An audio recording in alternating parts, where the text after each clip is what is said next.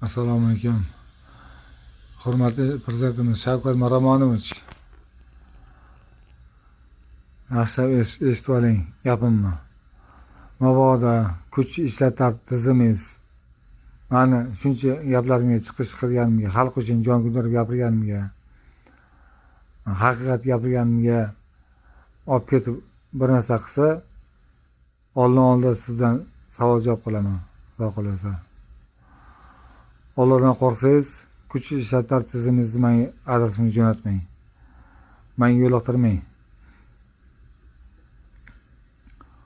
Umuman har chiqish qilganlarimni, gaplarimni to'g'ri qabul qilib amalga oshirsangiz, o'zingizga foyda. Allohdan qo'rqsangiz, menga tegmang. Allohdan qo'rqsangiz, meni tinch qo'ying. Men xalq uchun jon kuydirib gapiryapman. Kuch ishlatar tizimizni menga yo'naltirmang.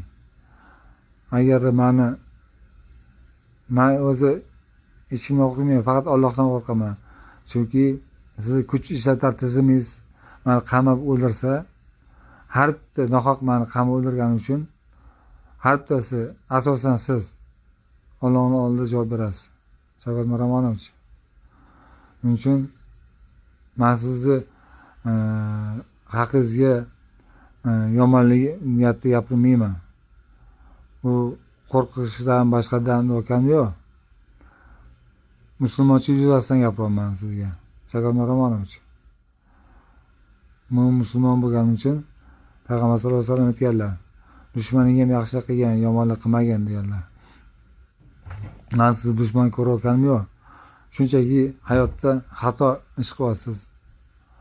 Qaysi joylarda. Hamma ham avliyo yo farishta emas. Shunda butun boshli Payg'ambar sollallohu alayhi vasallam o'zlaridan qo'rqqanlar. Xato ish qilib qo'ymadimmikin? Oxiratda Allohning nima javob beraman deb qo'rqib turganlar. Dunyo podshosi. Siz ularga solishtirgan hech kim emas, to'g'rimi? Prezidentsiz. Bizni prezident sifatida hurmat qilaman. Lekin siz haqiqatni uchun kurashadigan inson bo'lsangiz, musulmon bo'lsangiz, Allohdan qo'rqsangiz, men va menga o'xshagan odamlarni, bloger chiqishlarni o'z holiga qo'ying, tinch qo'ying. Tushunarli bo'lsa kerak deb o'ylayman. Aks holda meni o'sha kuch ishlatar tizimingiz olib ketib qamab o'ldiradigan bo'lsa, mana Norasida 2ta bolam bor. Ularni qarg'ishga qolasiz. Ayolim qarg'ishi, asosan meni qarg'ishimga qolasiz. Oxiratda yoqayizni olaman Allohning. Bu gaplarimni ma'nosini o'sha din nazorati peshvo domlalardan so'rasangiz, sizga ma'nosini tushuntirib beradi. Men sizga husumatim asli yo'q. Aslida. Faqat xatoingizni ko'rsatib beraman. Xato ish qilganingizni. Shavkat Miromonovich. Men sizga hech qachon yomonlik qilish niyatim yo'q. Umuman o'sha hukumatga.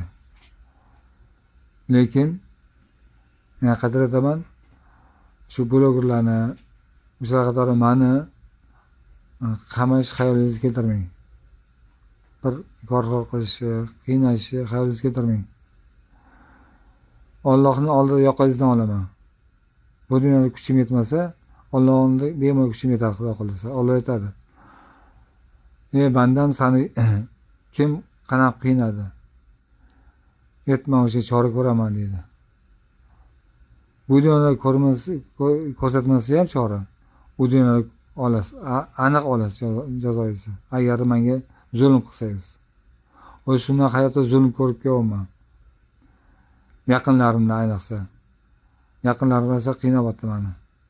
Ezyapti. Sharoitni ko'rib turib, ustimdan kulyapti. Shuning uchun o'zi shunday hayotda qiynalganman. Shavkat Miromonovich. Bir boshga bir o'lim deganda sizni qamab o'ldirishingizdan qo'rqmayman. Lekin men nohaq qamab o'ldirganingiz uchun Allohga javob berasiz. Agar siz Allohdan qo'rqsangiz, men gaplarni to'g'ri qabul qilasiz. Xatoingizni to'g'ri tushunib, menga aksincha yordam berasiz degan umiddaman. Qo'llab-quvvatlaysiz, yordam berasiz degan umiddaman.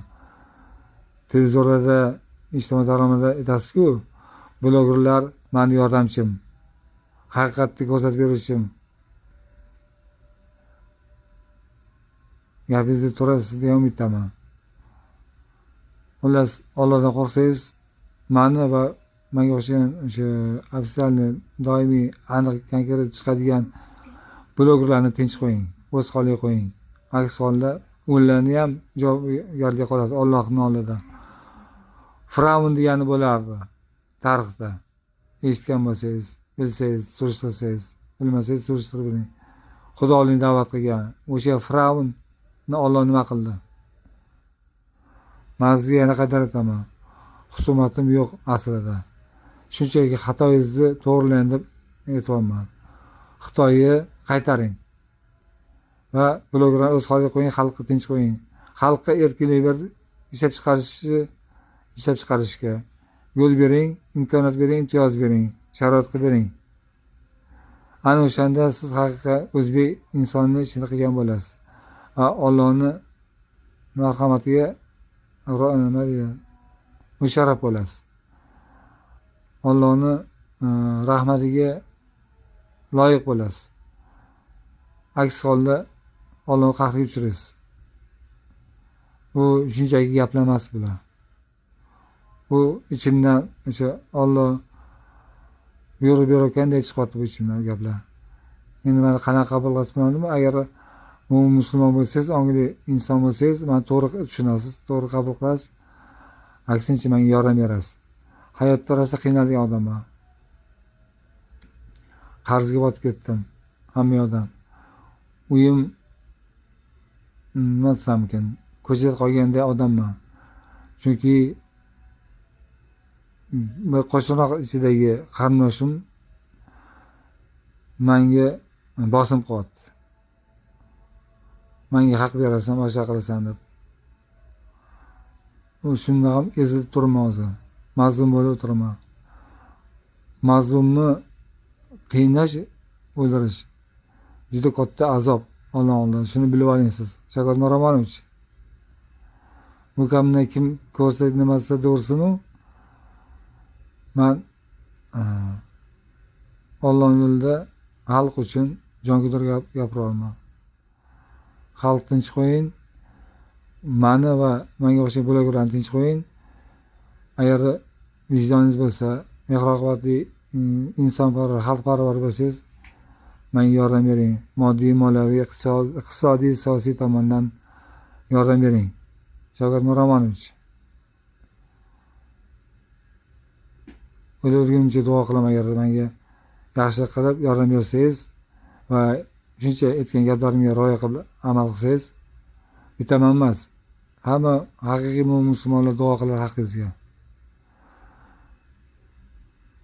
Shu har bir inson shuni bilib olish kerak. Xalq har bir insonda xato bo'ladi. 100% men farishtaman deb aytadigan odam, ya'ni yashovgan odam yo'q. Men takrorlayman.